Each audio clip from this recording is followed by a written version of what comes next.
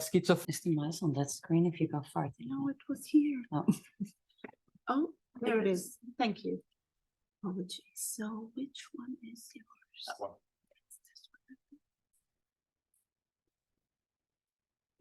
Take the Thank you for the introduction. I'm Selma. I am at the moment at the University of Birmingham, but I'll present work that I did at University of Amsterdam. And I'll talk about retinotopic maps based on a lesion overlap analysis in stroke patients. And this will fit really well with the talk we just had on visual features. So what I'm interested in is how do we go from this rich, complex world that we perceive to some conscious awareness and processing of that information from our environment. The information that we get is based on a spatial grid in our retina that is sensitive to changes in light and wavelength. And somehow we perceive this beautiful, complex world around us. A conventional model that most of you are probably familiar with splits this information in a ventral and dorsal stream.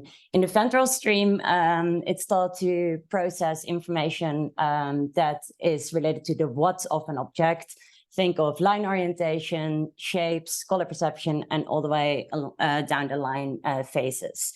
Whilst in the dorsal stream, we process information about where an object is, how we interact with it. So how did we get to this idea of a highly functional specialization in the visual cortex? In 1959, Huber and Wieser published this influential paper. It does single cell recordings in cats in the visual cortex, and they found that specific cells are more sensitive to line orientation and have a preference for a specific orientation. And that cells next to it might be sensitive to another orientation. When we fast forward 30 years in time, Velleman and Van Essen published this beautiful map of the macaque visual cortex. It has 32 visual regions, all with highly specialized visual function. Around that same time, the first PET studies based on human data were published. And you see in a contrast of, do I have a pointer? Somewhere there, yeah. They contrasted the perception of color and grayscale images, these areas in the visual cortex lit up. And when they compared motion and static images, different areas in the visual cortex lit up. So these are some of the origins of why the visual cortex is thought to be highly processed in in processing of visual features.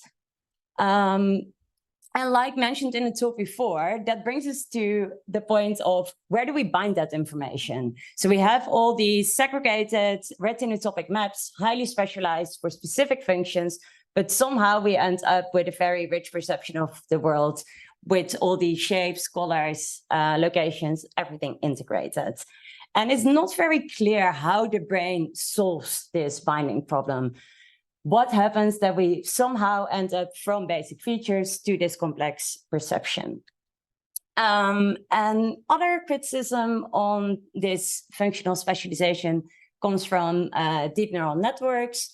Deep neural networks are well able to do object recognition, even in complex situations like figure ground segmentation, whilst these networks do not have specialized units for separate features.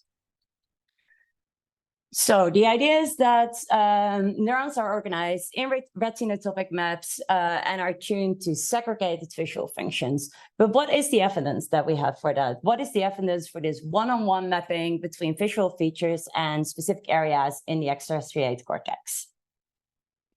For that, we collected data of a large stroke cohort. We have 200 ischemic stroke patients in the subacute phase between 3 and 12 weeks post-stroke. We didn't select on lesion location, so it's patients with left hemisphere, right hemisphere, bilateral lesions, small lesions, large lesions.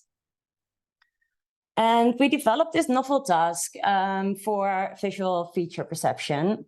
And the task goes like this. So people fixate on this dot in the middle, and then either on the left or on the right side of the dot, and stimulus appears. And a moment later, two more stimuli appear, one above and one below the red dot. And the task is to identify which of the two options is identical to the one on the side. And people respond by joystick, or they can respond verbally if they're not able to respond by joystick. And the crucial part is visual information is processed in the hemisphere on the other side of the visual field. So everything that we perceive in our left visual field is processed in our right hemisphere, and vice versa. So we wanted to be sure that the visual information of the stimulus only entered one hemisphere, especially because most patients have unilateral lesions. So for that, we made use of an eye tracker. So with the eye tracker, we checked whether people kept fixating at the dots in the middle. If they would make an eye movement, the stimulus would just move along with their eye movement. So it always stayed in their peripheral vision. We used this task for 8 different features: color perception, shape perception, location, orientation, contrast, glossiness. I don't know how well you can see it, but this one is glossier than the other two. Texture perception.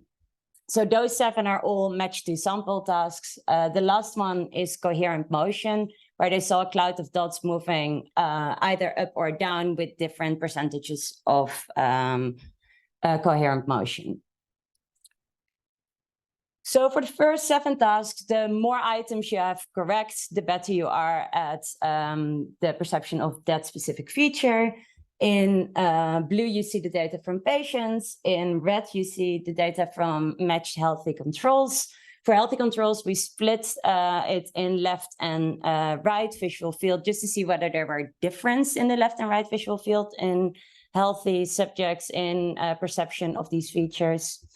And overall, you see, even though patients do it slightly worse than controls, performance is quite similar. And there's no clear difference between left and right visual field in healthy controls. For motion perception, I plotted that separately because higher score now means worse performance. You need higher cohesion to be able to tell apart whether dots are moving up or down. Here you see that patients do it slightly worse than controls on average. And again, no difference for the left and right visual fields. If we look at the number of patients that score impaired compared to the healthy controls, you see that the percentages are really high, between 13 and 26% for each of the visual features. So the prevalence of these visual deficits is very high. You also see that most patients will have deficits in more than one feature. And we looked at whether there were specific pairs of features that were often affected together. And the percentage is very low. The highest overlap is 9% between glossiness and texture. So we see that visual deficits are very frequent in stroke patients, but there's no specific pairings. In the next step, we wanted to look at whether these visual deficits map onto those specific regions in the visual cortex. I know there's a lot of information here. On each line, you see one of the visual features, and this is just a lesion overlap map to show where the people that are impaired on that specific visual feature have their lesions. And to make it slightly easier, I'll zoom in. So this is just 3 of the visual features. On the left, it shows the number of patients that have a deficit on that feature. And then you see where the lesions of these people, these patients are. And you see that they're widely distributed, quite in line with what was mentioned in the previous talk. And that the highest overlap is very low. Even the highest overlap is only 7 patients with a lesion in the same area. Now, to look at this in a more statistical way, we used atlas-based lesion symptom mapping, and we did not find any association between feature deficits and lesions in occipital areas. We did find some associations. for shape, texture, and orientation, but none of these were in visual regions or regions associated with visual processing. This might be related to maybe decision-making, some motor planning, but no known areas for visual perception. Now, to see if our analyses are sensitive for picking up those lesion associations, we looked at patients with hemianopia, which means that they have full loss of visual fields on either side, contralateral to their lesion. So for patients with a lesion in early visual areas in the left hemisphere, they would have complete loss of the right visual field, and the other way around.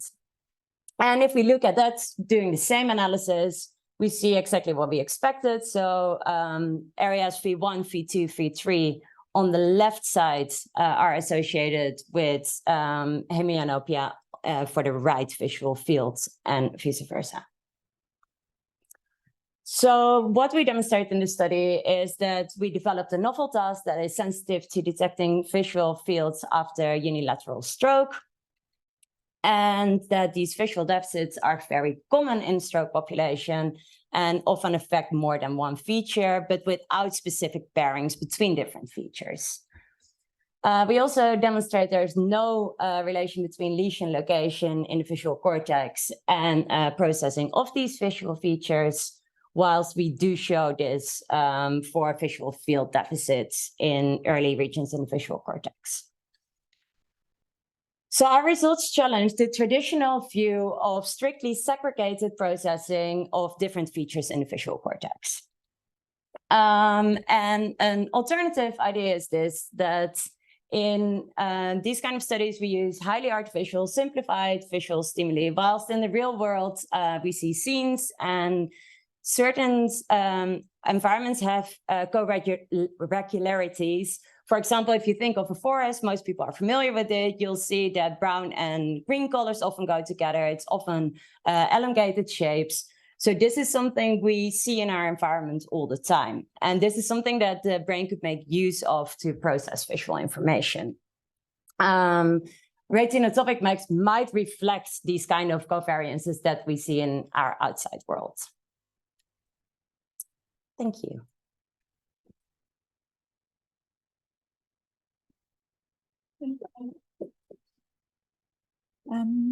Great.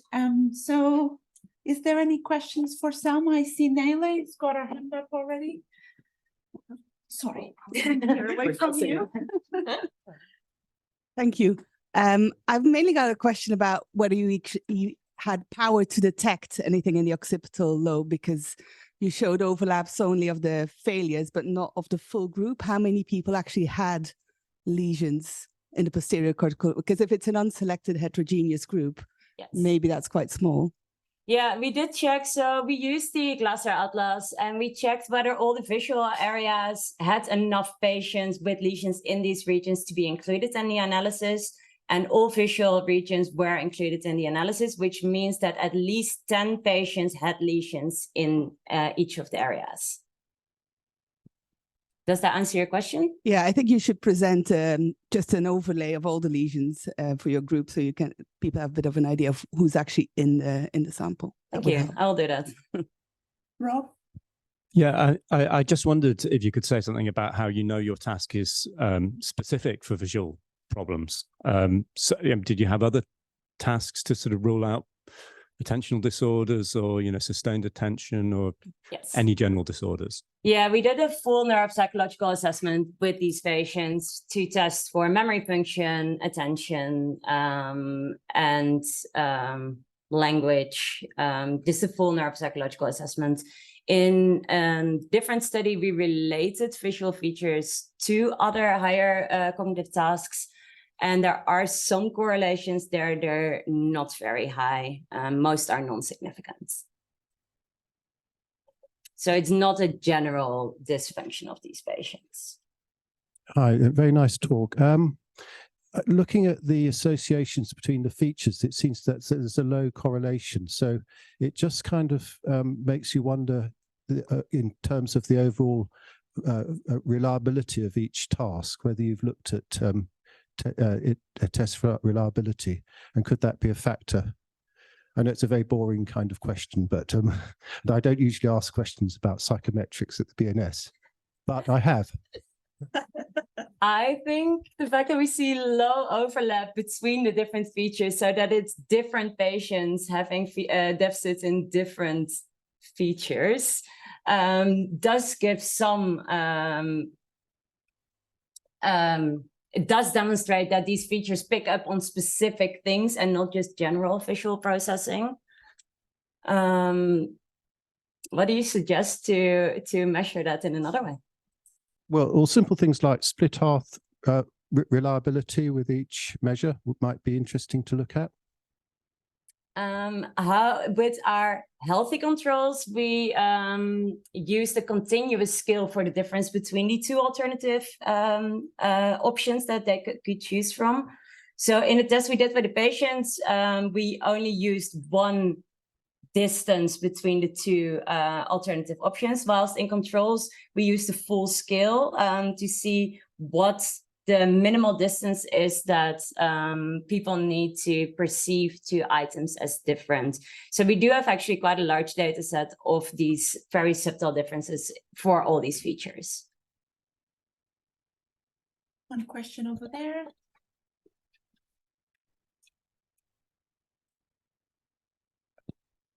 Monkey data suggests that deficits following a focal brain lesion in visual tasks, especially if the focal brain lesion is limited, recover. Do you think what your results are confounded by the effects of plasticity? I think that well, the reason why we tested patients within 12 weeks after their stroke is to hope that not too much plasticity already took place, and reorganization 12 weeks, between 3 and 12 weeks. So I'm not saying that there's no improvement in that time. Classical paper recovery from hemianopia, there's most of the recovery is already made. Yeah. Weeks may already be. Yeah, that might absolutely play part. But I think it helps that we do show this very clear relation for hemianopia, and those are in the same patient population. All right, thanks a lot, Selma. That was great.